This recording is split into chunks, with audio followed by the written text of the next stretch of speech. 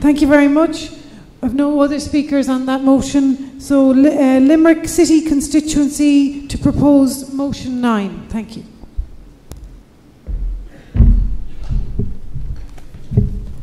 Chairman, comrades, according to UNICEF, the rate of child poverty in Ireland was 28.6% in 2012. It was 18% before the recession in 2008. And that increase in child poverty corresponds to the increase in unemployment during that period. There are currently 135,000 children, 1 in 8 of our children, 12%, who live in consistent poverty with deprivation on a daily basis, according to our own CSO. Rates of child poverty of this magnitude in a country that is still fundamentally well off are completely wrong, and we shouldn't put up with it. For the individual child, it's a personal tragedy that does long-term harm with long-term consequences to their health and feelings of isolation and their mental health. For communities, it's very divisive and it's corrosive. And for us as a people, it belittles us that we put up with that. It diminishes our nationhood.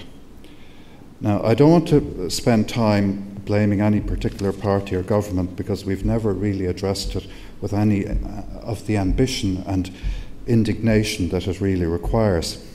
But we did miss an opportunity when there was loads of money available during those disgraceful years of malignant neoliberal rule, when no decision could be made in this country without the approval of men with helicopters in their back gardens.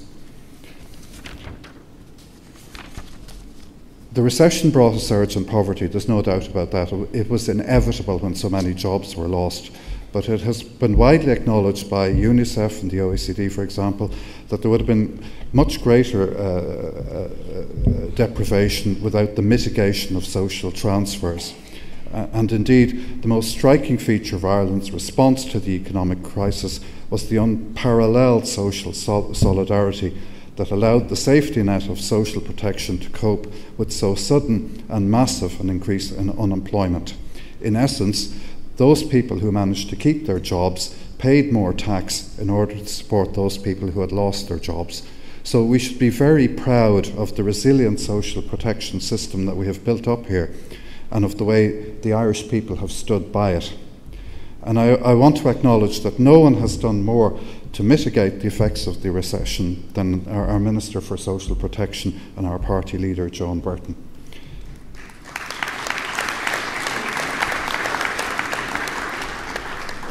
The government has 4 means at its disposal to reduce child poverty: interventions in the labour market to create jobs, ensure that pay is adequate, transfers through social spending, taxation policy and housing policy.